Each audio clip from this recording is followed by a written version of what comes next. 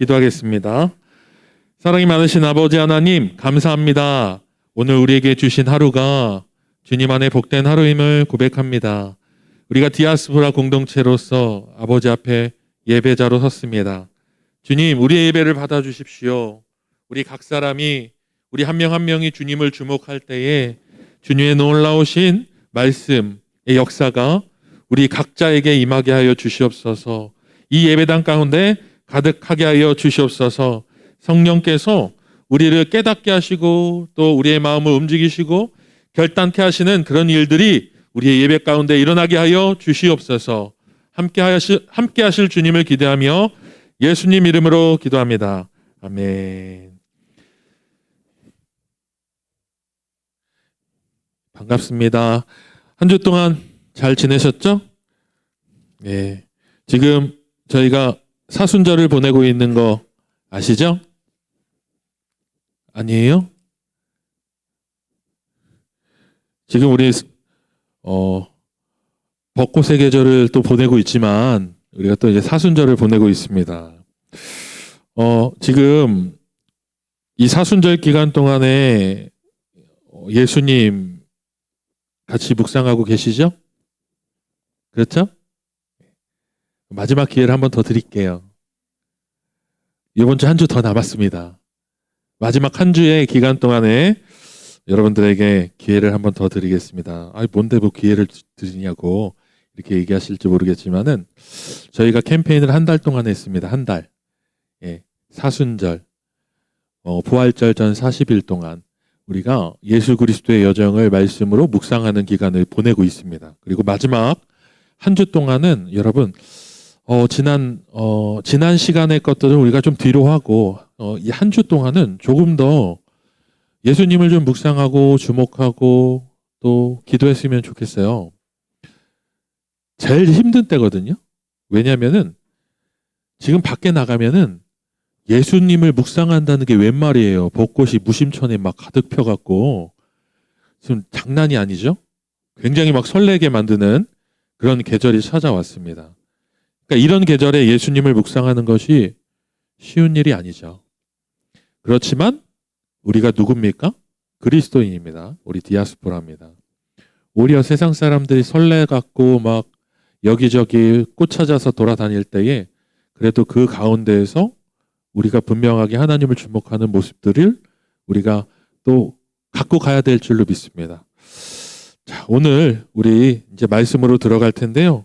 우리 말씀으로 들어갈 때에 제목을 같이 한번 읽어봤으면 좋겠어요. 제목을. 자, 시작.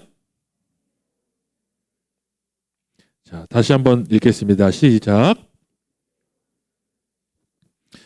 우리가 레위기 1장 10절에서 13절까지 읽었습니다. 그런데 이 1장 10절에서 13절은 어떤 내용이냐면은 번제에 관해서 이야기를 해주고 있습니다. 번제. 근데 여러분 중에서 제가 한번 확인을 하는 거는 조금 그럴 수 있으니까 혹시 번제에 대해서 안다고 해야 뭘 물어봐야 될지 모르겠네. 나는 처음 들어봅니다. 번제. 그래, 난 번제에 대해서 그래도 좀 압니다. 들어본 적 있습니다. 여러분, 사악한 중립지대에 있지 마세요. 예. 다시 한번. 나는 번제에 대해서 들어봤습니다 하시는 분만 한번 안 시킬게요. 예. 처음 들어봤습니다. 난 번제 처음 들어봤습니다. 안 든 사람들은 제가 어깨가 빠진 줄 알게요. 예. 그래, 다 아시는 거라고 제가 생각할게요. 그래도 간단하게 설명을 드리면은 성경에서는 하나님이 이스라엘 백성들을 애굽에서 출애굽시키신 다음에 하나님이 이스라엘 백성을 통해서 그 제사를 받기를 결정을 하셨어요. 근데 이 제사를 받기를 결정하셨다는 건 뭐냐면은 오늘날로 얘기하면은 우리를 통해서 하나님의 예배 받기를 원하신다라는 의미와 같습니다. 여러분, 나를 통해서 하나님이 예배 받기 원하시는 거 믿으시죠? 고백하시죠? 그러니까 우리가 예배의 자리에 있는 겁니다. 하나님이 나를 통해 예배 받기를 결정하셨어요. 마찬가지로 이스라엘 백성을 통해 하나님이 경배 받기를 원하셨어요. 그 경배받기를 원하실 때 하나님이 정하신 것이 바로 성막을 통해서 하나님을 예배드리는 것, 제사 드리는 거였어요. 이스라엘 백성들은 애굽에 있을 때에 하나님에 대한 이해가, 하나님에 대한 지식이 완전히 사라졌습니다. 그러니까 하나님의 이름까지 까먹었다고 얘기를 해요. 노역과 고통 가운데 하나님을 부를 수조차 없을 만큼 하나님에 대한 기억을 잊어버렸어요. 야곱과 그의 집이 애굽으로 가서 한 민족, 거대한 민족을, 장정만 60만이 넘는 거대한 민족을 이루었음에도 불구하고 그들 중에서 하나님의 이름을 부를 만한 사람이 없었다라는 거예요. 그런데 하나님은 그들의 소리를 들으시고 그들을 애굽에서 구출하셨죠? 모세를 통해 구출하셨습니다. 그리고 나서 하나님이 그 신의 산, 하나님이 기다리시는 그 신의 산에서 이스라엘 백성에게 법궤를 주시고 또 그곳에서 하나님을 예배할 수 있는 양식을 보여주셔요. 그게 바로 성막이에요. 하나님을 어떻게 예배드릴지, 하나님께 어떻게 나아가야 될지, 하나님께 어떻게 구별된 백성으로 서야 될지에 대한 규례와 법도와 그런 것들을 주시는 거예요. 십계명을 주시고 율법을 주신 겁니다. 그 율법을 실행하는 사람들이 이스라엘 백성이고 특별히 선별되어서 하나님의 그 성막 안에서 봉사하도록 하기 위해 선별된 지파가 레위 지파예요. 12지파 중에 레위라는 지파를 선별해서 이 제사의 일을 감당하게 하셔요. 그리고 게르손, 고앗 이런 이제 모세의 아들들이 이 대제사장 아론의 아들들이 이 대제사장의 역할들을 계속 이어가게 됩니다. 이제 아론이 제사장이 됐어요. 그러면서 이스라엘 백성들이 하나님 앞에 아까 이 성막을 통해서 거룩한 백성으로 계속 서야 된다고 그랬잖아요. 그래서 하나님께서 주신 제사들이 몇 가지가 있는데 그 중에 하나가 좀 이거는 기본적으로 여러분들이 이해할 필요가 있어요. 속죄를 위한 제사가 있습니다. 속죄를 위한 제사. 그걸 속죄제라고 얘기해요. 속죄제. 그러니까 죄를 범했을 때, 부정에 처했을 때에 하나님 앞에 드리는 제사를 속죄제라고 얘기합니다. 화목제가 있어요. 뭐냐면은요. 하나님의 공동체가 하나님 안에서 함께 친교하고 함께 나누는 거예요. 어떤 유력자가 소나 양이나 이런 것들을 하나님 앞에 화목의 제물로 바칩니다. 그러면 이 음식을 이 제물을 같이 나눠 먹는 거예요. 같이 나누는 거, 잔치가 벌어지는 거죠. 화목제라고 얘기해요. 속죄제, 화목제, 속건제라는 죄가 있어요. 속건제. 부지 중에 하나님의 성물이나 그러니까 부지 중에 내가 의식하지 못하고 지었던 어떤 잘못들 이런 것들에 대해서 해결할 수 있는 제사 이런 것들이 있죠. 방식도 여러 가지예요. 가루를 드리고 산비둘기, 집비둘기 드리고 그리고 어린 양, 순양, 암양, 송아지.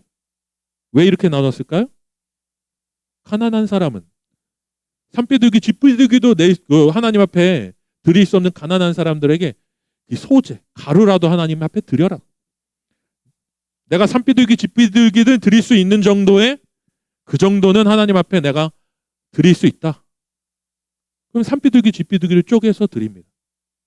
아니다. 나는 어린 양을 하나님께 드릴 수 있다.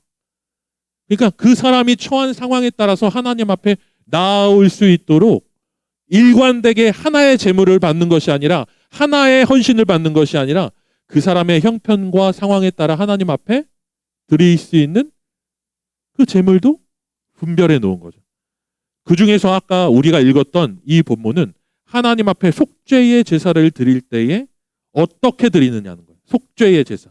죄를 범하였을 때. 죄를 하나님 앞에서 용서함 받기 위해서 제사를 드릴 때에.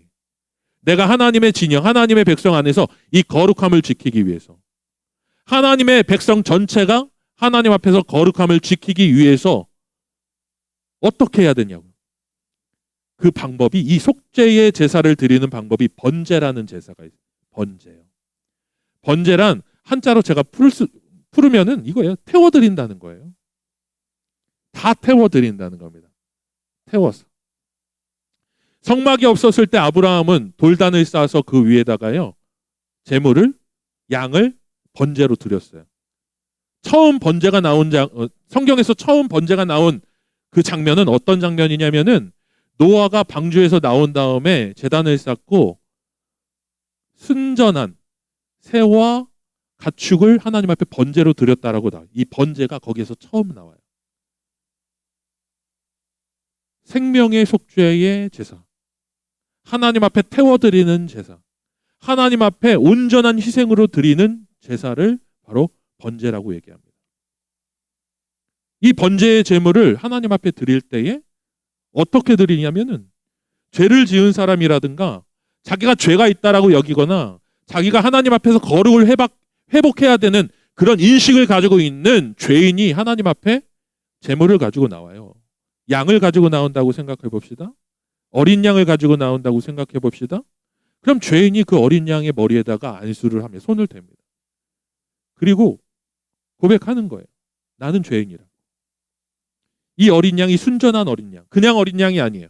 구별하여서 택해갖고 구별해서 키운 그 어린 양, 특별히 구별해서 키운 그 어린 양, 하나님 앞에 드리기 위해서 그 구별한 그 어린 양의 머리에 안수를 할 때에 이 어린 양이 나를 대신해서 나의 죄를 짊어지고 대신 하나님 앞에 속죄의 제물로 드려진다. 이런 의미를 가지고서 번제를 드렸다는 거죠.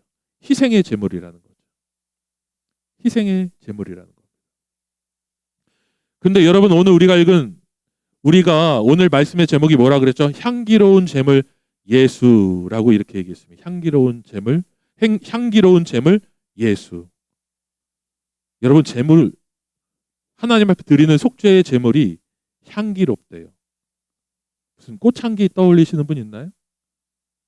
하나님 앞에 드리는 그 제물을 떠올릴 때에 태워드리는 그 제물을 상상할 때에 향기라는 단어에 여러분들은 어떤 이미지를 가지고 계십니까?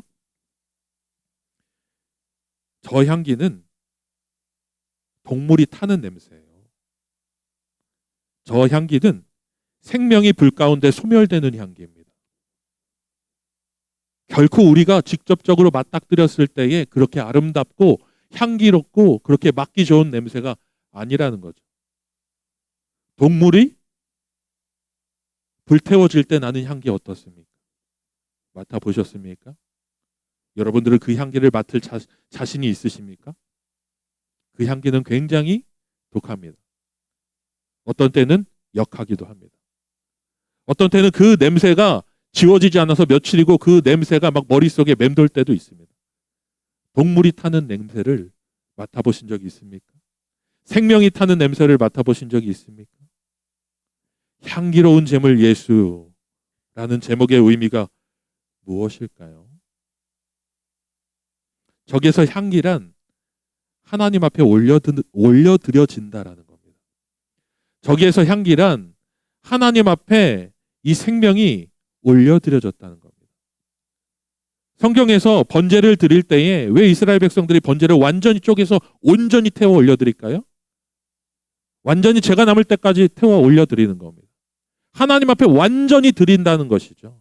완전히 태워서 온전히 누구도 나눠 먹지 않고 누구도 그 고기점 하나도 자기 입에다가 넣지 않고 그냥 하나님 앞에 다 태워드린다는 겁니다.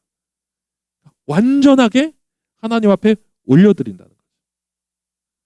향기로운 제물 예수란 바로 하나님 앞에 완전하게 드려지신 예수 그리스도를 얘기한다는 겁니다.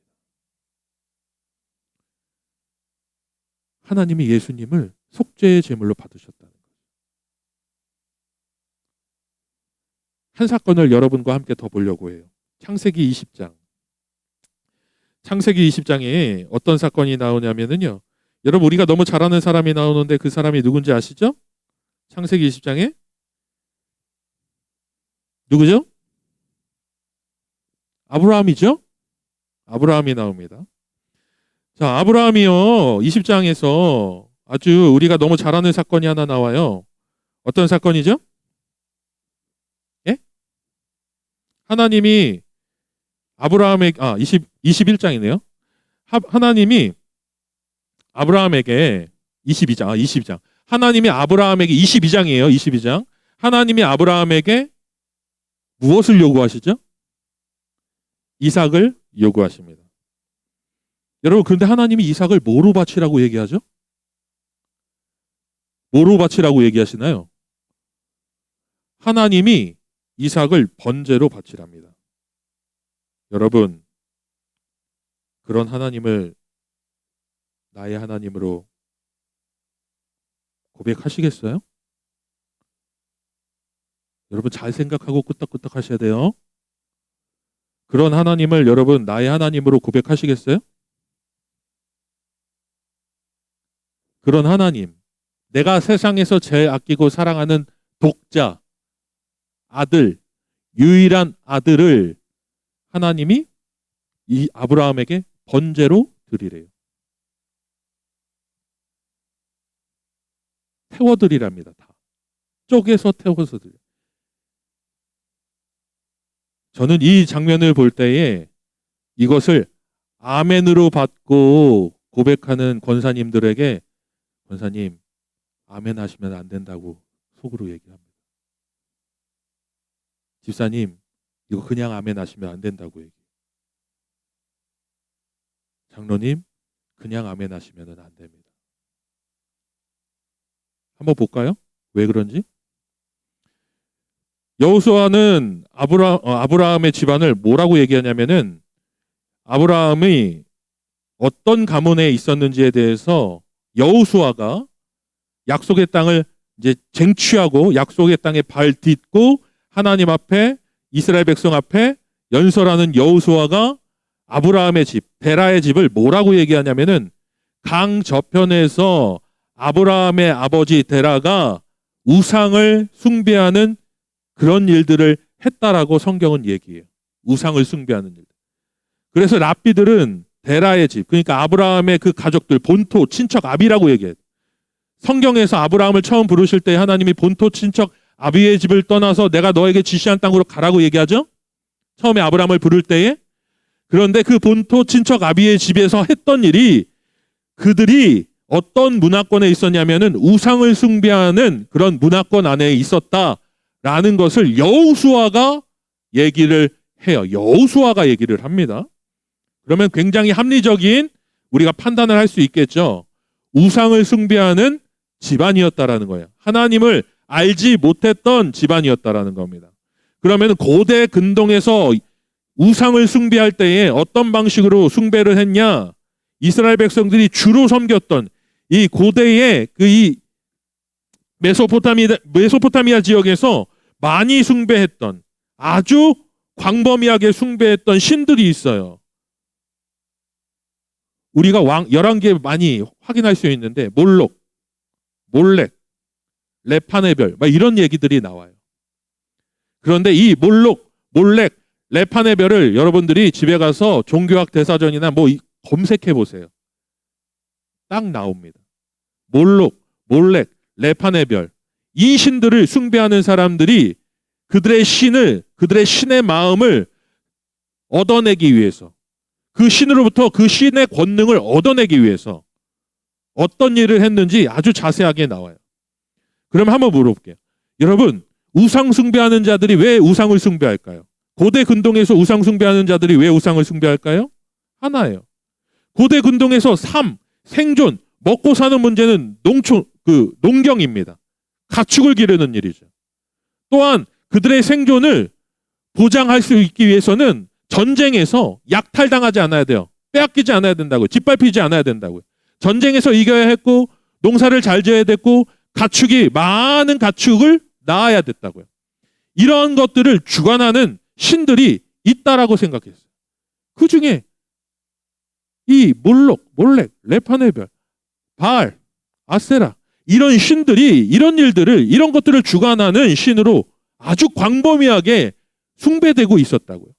근데 그 신들의 마음을 달래기 위해서 특히나 몰록을 숭배하는, 여기서 몰록이라고도 얘기하고 멜렉이라고도 얘기해요. 성경에서는 아비멜렉이라는 사람 나오죠? 이 멜렉이라는 이 신이 있는데 이 신을 달래기 위해서 인신제사를 드렸습니다. 그냥 인신제사를 드린 것이 아니라 아이를 드렸어요. 아기를 드렸다는 거예요.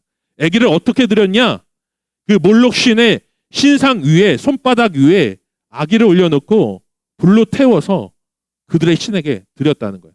손바닥 위에 아기를 올려드리고 각 그 통로에다가 가축, 곡식 이런 것들을 넣어서 태워갖고 그 신에게 바쳤다는 겁니다.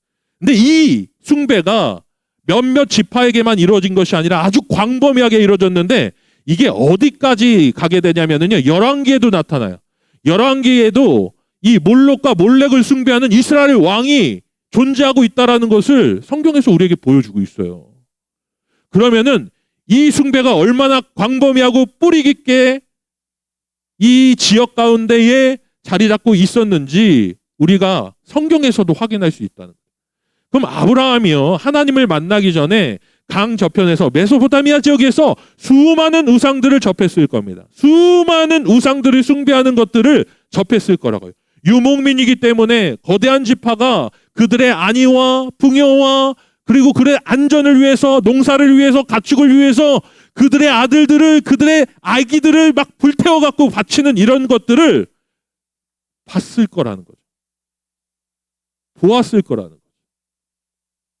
그러한 문화권 가운데서, 그러한 전통 가운데서, 그러한 세계 안에서 여러분 살아가 보십시오. 지금 아브라함의 가정과 아브라함의 지파가 그 안전을, 그 안위를 지키기 위해서 그들도 숭배하는 신들이 있었어요. 하나님은 그 문화에서, 그 본토, 친척, 아비집에서 떠나오게 하셨다고요. 그리고 여호와 하나님을 아브라함에게 드러내 주셨죠. 천재 창조주인 하나님을 아브라함에게 드러내 주셨죠. 아브라함은 하나님을 신뢰했습니다. 신뢰했기 때문에 본토, 친척, 아비집을 떠난 거예요. 하나님이 내가 하나님을 경배해야 될 그런 분으로 인식했기 때문에 아브라함은 떠난 거라고요. 하나님이 가라는 곳으로 갔습니다. 소돔 땅에서도 자기의 마음에 원하는 대로 그 땅을 쟁취하지 않고 하나님이 가라는 곳으로 갔어요. 가라는 곳으로 갔다고. 어떻게 그럴 수 있었을까요? 하나님 신뢰했기 때문에. 나에게 말씀하시고 나에게 언약을 주시고 약속을 친히 보여주신 그 하나님을 아브라함은 믿었죠. 신뢰했다고요. 근데 한번 물어볼게요. 가나안 땅에 자기 아기들을, 첫째를 그들의 신에게 막 우상 신에게 번제로 바치는 그 사람들이 막 무분별하게 자기 아기들을 불태워서 신에게 바쳤을까요? 문헌을 보니까 그 몰록에게 그 아기를 불태워서 바치는 그 장면 가운데에 그들이 그냥 아기를 불태우지 않고 거기에서 북소리를 막 요란하게 쳤다는 거예요. 아주 요란하게 쳤대요. 왜 요란하게 쳤냐? 아기를 그 신에게 바친 그 어머니의 그 통곡 소리가 너무 커서 그 통곡 소리를 상쇄시키려고 북소리를 거세게 쳤다는 겁니다. 그게 우상숭배의 그 행위 가운데에 그 모습 가운데에 아주 거세게 치는, 아주 요란하게 치는 북소리가 울려 퍼졌다라고 나오는 거예요. 그렇지 않아요. 내 아이 드리겠습니다. 다음은 당신 아이 드리세요. 이게 아니에요. 그 우상숭배를 하고 있는 그 맹신 가운데 있는 우상숭배자들도 그들의 신에 대한 진정성이 있었다는 거예요. 내 아이를 바쳐서 이 지파가 살아가고, 내 아이를 바쳐서 내가 믿는 신이 우리 지파의 안전과 전쟁으로부터, 약탈로부터, 짓밟힘으로부터 보호하고 농경이 잘 되게 하고, 이런 것들에 대해서 우상숭배자들이 진정성이 있었다라는 거예요. 여러분, 오늘날도 이단은 사이비에 빠져있는 사람들을 만나보셨습니까? 그들이 그 사이비와 이단의 교리 가운데에 어떠한 마음으로 거기에서 그들을, 그 거짓된 것들을 숭배하고 있습니까? 그들의 진정성을 한번 경험해 본 적 있습니까? 그들의 열심을 우리가 한번 본 적이 있을까요? 여러분 본 적 있어요? 난 봤어요. 내가 목사라 그래도 나를 막 설득시키려고 하더라고요. 담대해요. 어마어마해요. 내 앞에서 막 이사야를 가지고서 막 꼬리 막 연결시켜갖고 막 하려고 하는데 진짜 기가 차고 코가 막히고 기가 차고 막 이랬다니까요. 그 열심을 보고. 하나님이 그런 우상의 문화 가운데 있었던 아브라함을 불러내신 거예요. 아브라함도 거기에 있었으면 자기 아이를 불태워 드렸을 수도 있어요. 거기에서 하나님이 아브라함을 불러내신 거라고요. 그리고 하나님이 아브라함이 어떤 하나님을 고백하게 하셨냐? 거룩하신 하나님. 거룩한 하나님을 고백하게 하십니다. 하나님이 아브라함에게 한 날 이렇게 지시를 하셔요. 내 사랑하는 아들 독자를 번제로 드리라. 고대 근동에 있는 사람들이 이 본문을 봤으면 뭐라 그랬을까요? 그래, 올 것이 왔구나. 내가 믿는 신이 나의 신을 향한 신뢰를 확인하려고 하는구나. 근데 아브라함이 이 하나님의 요구를 받고서 다음날 아침에 나귀를 준비하고 종들과 친히 그 번제 드릴 나무를 쪼개서 나귀에 싣고 이삭과 같이 아침 일찍, 저녁에 하나님이 말씀하셨는데 아침 일찍 떠납니다. 이 장면을 보고서 어떤 사람들이, 아브라함은 진짜 이 장면을 보는 순간 광기가 있다, 이렇게 생각하는 사람들도 있어요. 전날 저녁에 하나님이 번제로 드리라 그랬는데 다음날 아침에 자신의 독자 아들을 데리고서 떠난다고? 여러분, 이해가 돼요? 이건 있을 수 없는 일이에요. 그런데 아침에 아브라함이 떠납니다. 근데 여러분, 이 장면을 보고서 아멘하고 믿음의 조상 아브라함 이렇게 할 정도로 이 상황이 그렇게 무슨 동화책의 이야기가 아니라고요. 종들과 함께 이제 하나님이 지시한 산 앞에까지 갔어요. 그리고 종들에게 여기 있으라 그래요. 나랑 이삭이 하나님 앞에 올라가서 경배드리고 예배드리고, 성경에선 예배드리고 오겠다라고 얘기해요. 예배드리고 올 테니 너희는 여기 있어라. 이삭이 나무를 등에 메고 아브라함은 칼과 불을 들고 산으로 올라갈 때에 이삭이 아브라함에게 질문을 합니다. 아버지, 나무도 있고 불도 있고 다 있는데 하나님 앞에 드릴 제물은 어디 있나요? 이렇게 질문을 해요. 그때 아브라함의 대답이 핵심이에요. 아들아, 하나님께서 친히 그분에게 바쳐질 어린 양을 준비하실 것이다, 이렇게 얘기합니다. 이게 아브라함의 믿음인 거예요. 어떤 사람은 이렇게 얘기합니다. 이게 그냥 이삭 달래려고? 아니에요.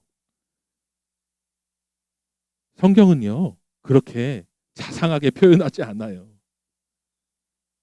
이 구절은 아브라함이 하나님을 향한 신뢰를 고백한 거예요.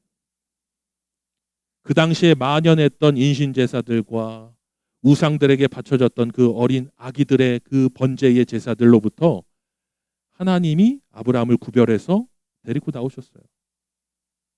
아브라함의 하나님을 향한 신뢰 가운데 이게 있었죠. 나를 부르신 하나님은 결코 우상들과 동일하지 않으신 분이다. 나를 이끌어낸 하나님은 결코 그런 우상들, 자기를 숭배하는 그 숭배자들과 신자들과 그런 자들의 그런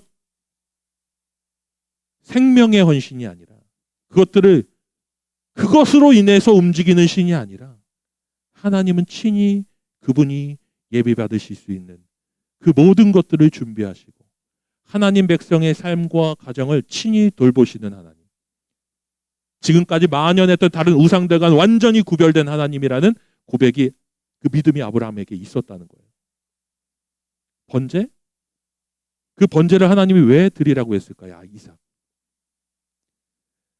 결국 아브라함은 모든 번제할 준비를 하고 나무를 깔고 이삭을 하나님 앞에 칼을 치려 할 때에 하나님이 그것을 막으시면서 얘기를 해요. 손대지 마라. 아무것도 건드리지 마라.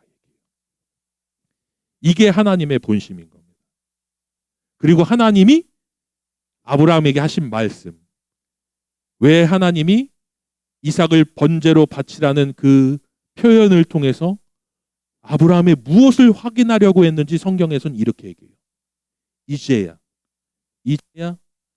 내가 나를 경외하는 줄을 내가 확인했다. 경외란 무엇이죠? 경외라는 단어의 뜻이 뭐죠? 하나님을 사랑하고 하나님을 두려워하고 두려움과 사랑이 공존하는 단어가 경외입니다.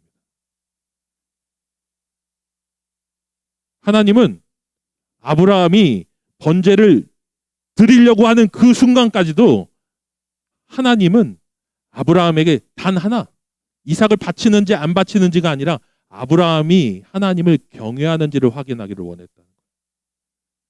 그리고 아브라함도 하나님에게 흔들리지 않는 하나님을 향한 하나의 확신이 있었어요. 하나님은 거룩하신 분이에요. 결코 이 세계를 쥐락펴락하는 수많은 우상들처럼 생명을 번제로 받아서 그들의 마음을 달래도록 하는 그러한 신이 아니라는 것. 그런 거짓 신이 아니라 정말 하나님을 경외하는 자를 사랑하고 아끼고 돌보는 그러한 존재라는 것을 하나님을 그렇게 인식하는 아브라함의 믿음 때문에, 아브라함이 하나님을 경외하는 모습 때문에 아브라함이 믿음의 조상이 된 거예요. 번제를 드리냐 안 드리느냐보다 더 중요한 것, 다음날 아침 하나님이 저녁에 그 말씀을 하신 그 순간부터 아브라함이 그 여정을 할 수 있었던 유일한 키는 하나님을 아브라함이 끝까지 신뢰했다는 거예요. 하나님은 그런 하나님이 아니시다. 그리고 하나님이 번제라는 그 번제를 요청하신 그 순간부터 하나님이 아브라함에게 보고자 했던 단 한 가지는 이삭을 바치느냐 안 바치느냐가 아니라 아브라함이 나를 정말로 경외하는 것. 이게 핵심이라는 거죠. 정말 하나님이 번제를 받으셨다면 하나님은 메소포타미아 지역에 있는 수많은 바알, 몰렉 이런 신들하고 별반 다르지 않는 신이었을 거예요. 똑같은 거예요. 이 본문 이후로 하나님 오로지 가축의 제사만 받으셨어요.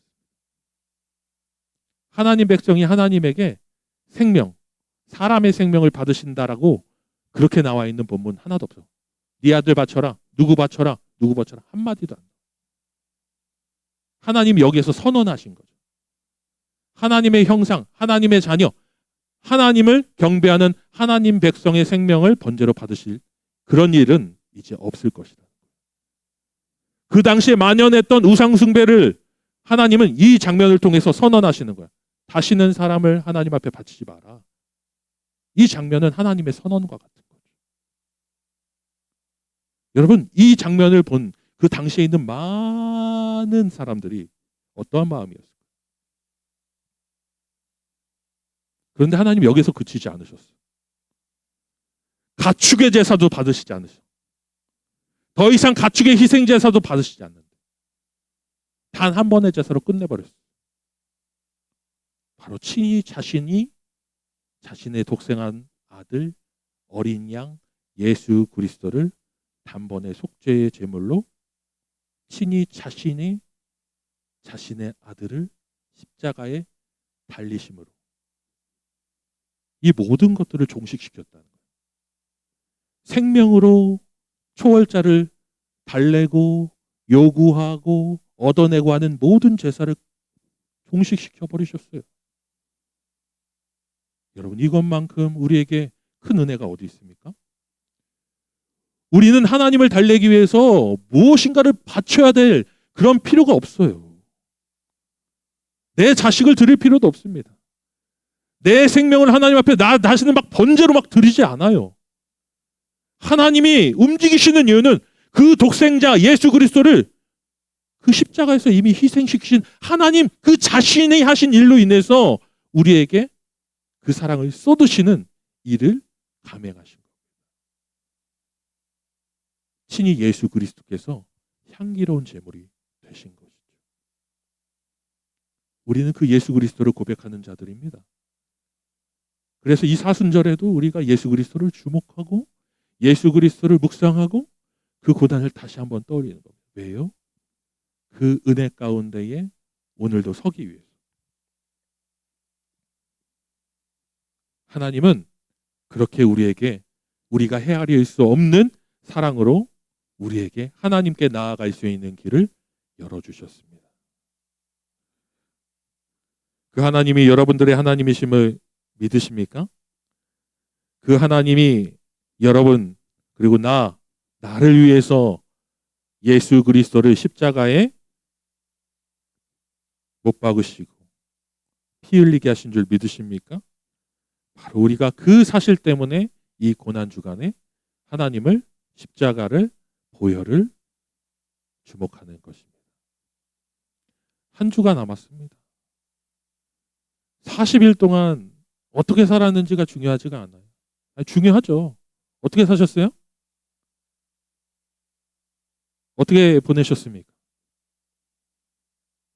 그래서 이 앞으로의 한 주간이 우리가 어떻게 예수 그리스도를 주목하느냐에 따라서 굉장히 큰 은혜로 우리에게 다가오게 될 수도 있습니다. 여러분 다음 주에 우리가 성찬식 합니다. 아시나요? 알고 계시나요? 알고 계세요? 모르시죠? 다음 주에 우리 성찬합니다. 코로나 기간 동안 거의 2, 3년 동안 성찬식을 못했잖아요. 거기서 우리 예수 그리스도의 보혈을 묵상할 겁니다. 기념할 거예요. 살도 나를 위해 찢기신 예수 그리스도의 살을 기념할 거예요. 그러나 여러분 우리가 어떠한 마음으로 하나님이 나에게 베푸신 그 은혜가 어떠한 은혜인지를 모르고 그 성찬을 참여한다면 오래간만이다. 그 성찬의 감격은 결코 우리 안에 역사되어질 수 없어요.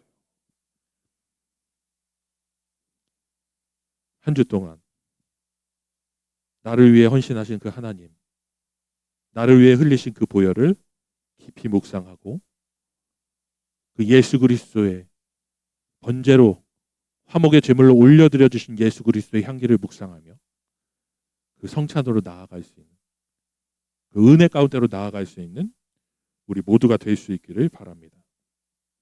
우리 이 시간에 같이 찬양하며 고백하는 시간 갖도록 하려고 합니다.